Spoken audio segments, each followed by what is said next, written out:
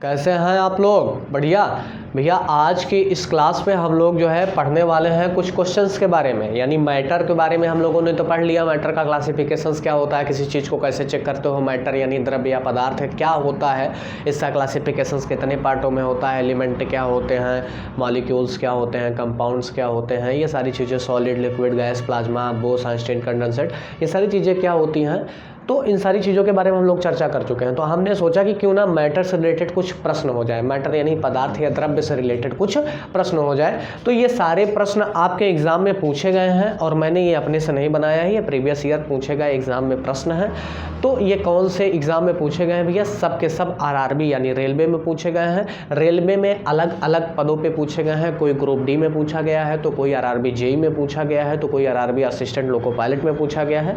तो इस तरह के तमाम प्रश्नों को मैंने इकट्ठा किया हुआ है। चलिए इसे हल करने का प्रयास करते हैं। तो चलिए देखिए भैया, पहला प्रश्न हम लोगों ने लिखा हुआ है, निम्नलिखित में से किसके अणुओं के बीच आकर्षण बल अधिकतम होता है?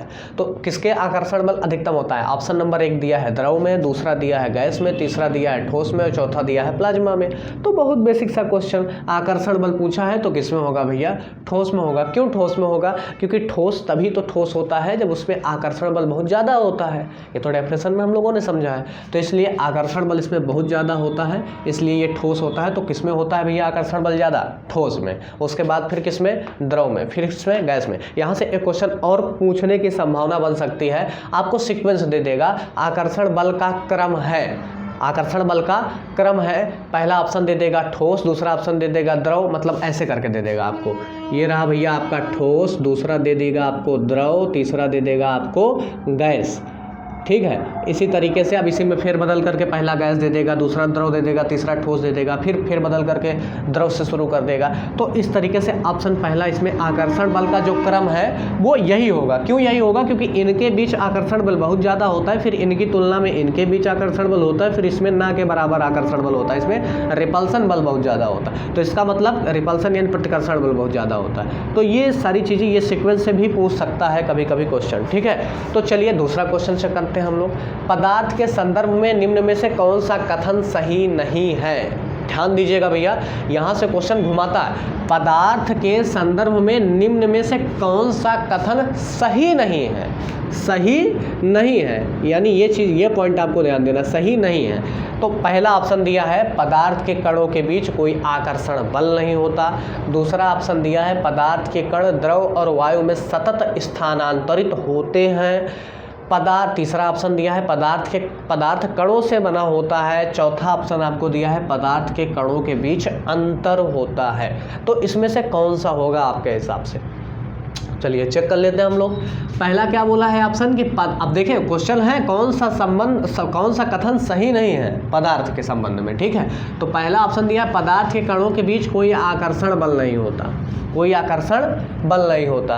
दूसरा दिया है भैया आकर्षण बल तो पदार्थ के बीच में होता है, ये बात तो सही है। तो इसका मतलब पहले ही मिल गया हमको आंसर। दूसरा देख लीजिए, पदार्थ के द्रव और वायु में सतत स्थानांतरित होते हैं। कहने का मतलब ये कह रहा है कि पदार्थ के कण जो होते हैं, पदार्थ के जो कण होते हैं वो द्रव और वायु में स्थानांतरित होते रहते हैं। कहने का मतलब अगर सॉलिड है तो वो लिक्विड भी बन सकता है, वो गैस भी बन सकता है, गैस है तो सॉलिड बन सकता है, लिक्विड बन सकता है। तीसरा ऑप्शन दिया है आपको पदार्थ कणों से बना होता है, ये बात भी सत्य है, पदार्थ कणों से बना होता है। पदार्थ के कणों के बीच अंतर होता है, पदार्थ के कणों के बीच अंतर होता है। तो क्या ये सही है? तो इसमें से कौन सा ऑप्शन सही है? पदार्थ के कणों के बीच अंतर होता भी है, नहीं भी होता है, वो तो डिपेंड करता है कि कौन सी अवस्था है। तो चलिए देखिए भैया, क्या पदार्थ के कणों के बीच अंतर होता है? बिल्कुल नहीं होता है।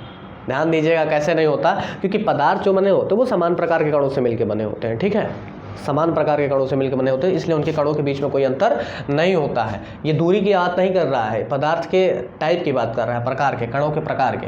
तो अब इसमें पहला ऑप्शन हमारे हिसाब से सही होना चाहिए, क्योंकि पदार्थ के कणों के बीच कोई आकर्षण बल नहीं होता, जबकि आकर्षण बल जरूर होता है। अगर आकर्षण बल न रहे तो पदार्थ बन भी नहीं करेगा। कहाँ से बनेगा पदार्थ भाई? अगर ये सॉलिड मार्कर सॉलिड है, अगर इनके बीच में आकर्षण नहीं रहेगा तो ये तो उड़ जाएंगे। एक पार्टिकल्स वहाँ, एक पार्टिकल्स वहाँ, एक पार्टिकल्स वहाँ, एक पार्टिकल्स यहाँ, सारे पार्टिकल्स अलग अलग हो जाएंगे। तो इसका मतलब इसके बीच कौन सा संबंध सही नहीं है। तो पदार्थ के कणों के बीच कोई आकर्षण बल नहीं होता, तो पदार्थ के कणों के बीच आकर्षण बल होता है। तो यानी पहला ऑप्शन क्या है भैया? सही है। अब चलिए तीसरे क्वेश्चन पे आते हैं। ये पूछा गया आरआरबी जेई में पूछा गया क्वेश्चन है, 2/6/2019 को पूछा गया है, ठीक है। पहला वाला ग्रुप डी में पूछा है। अब दूसरे की बात कर लेते हैं हम लोग, तीसरा प्रश्न हमारा क्या है देख लेते हैं।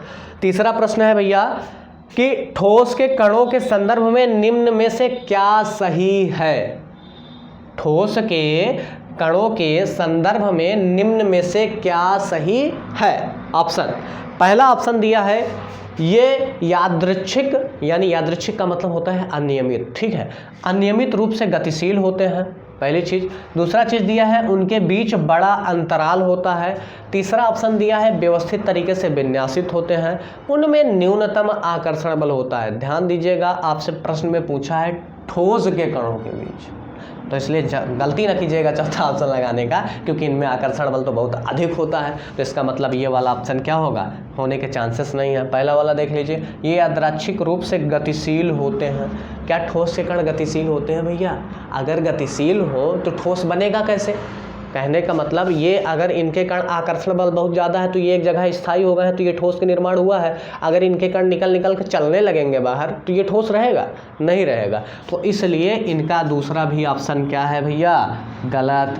तीसरा ऑप्शन चेक कर लीजिए, उनके बीच बड़ा अंतराल होता है। क्या इनके अणुओं के बीच में कोई अंतराल होता है?